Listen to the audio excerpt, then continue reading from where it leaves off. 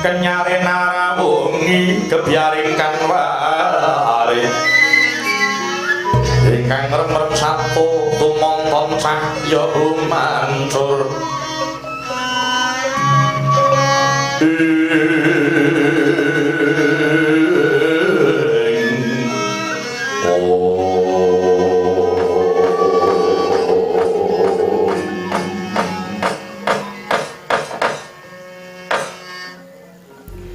ora mangling iki paman kerti hindu ingkang prapta marang patunggonku kene ya keparanyata danyang swela aku sing nemoni kowe lugune jane aku ki wis suwe olehku kepengin nemoni marang kowe ning ya ora maido angel ketemu karo kowe iki wong kasunyatan swela biyen wis ora kaya swela sing saiki kowe saiki wis dadi abdi dalem tumenggung ana kraton Ngastina kene ya ta abdi dalem paman ngerti Windu ana perlu napa dene kowe iki ngemen-menke golek aku paman mulane aku kepengin ketemu kowe aku mau ngarep takon apa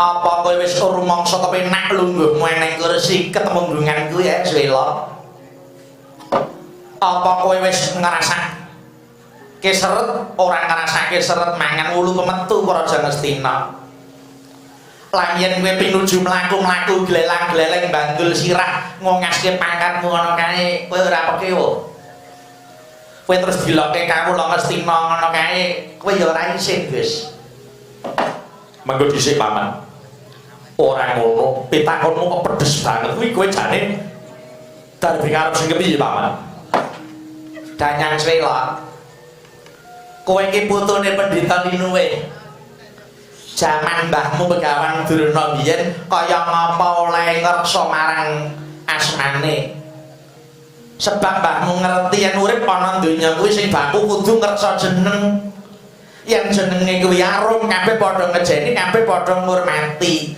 lan bakale kajen wis Swela ning kasa baline yen jeneng mau banger lan bacin kok aja jagake yen kowe bakal kajen uripmu aku ora elek-elek kowe golek bondo ning uripmu aja mung keblasuk kok ujungke golek bondo wae aku ora elek-elek kowe gayut pangkat sing sak dhuwur-dhuwure ning kowe aja njur mendem panguwasa kaya ngono kuwi le Swela wong urip kuwi arep apa ta? Wong urip iki arep golek apa? Mung arep golek bondo, maka bondo iso lunga. Apa wong urip iki mung arep golek pangkat, pangkat ya iso minggat. Sing bener wong urip kuwi golek lelabuhan, Gus. Yen lelabuhanmu mau wis bener lan bener, ya ngono bakal arum jenengmu. Arume jenengmu manani kowe bisa entuk pangkat lan berkat.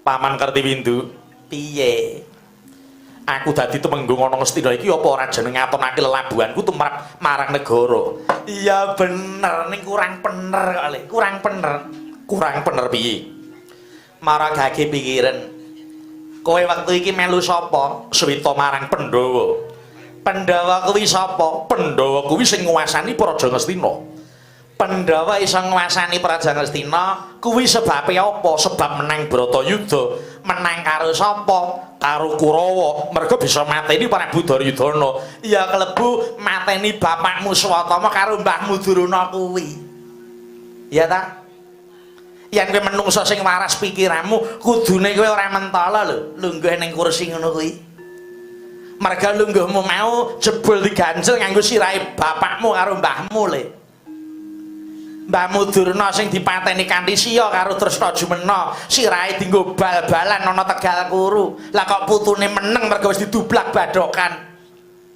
oh Swela ketoke mripatmu melek ning jebul atimu ki wis picak kowe anak sing ora idep isin ing atase bapakmu Swatama kuwi sing mateni Parikesit lah kok kowe malah klesedan ning Ngastina sing arep diratoni Parikesit kuwi genah wong sing wis ora waras pikiranmu wis mati perasaanmu kowe iki menungsa kok kalah karo Kirik. Lah wong sing mbaung kaene dipakani gelem tunggu omah. Walah mudaros. Waduh, paman.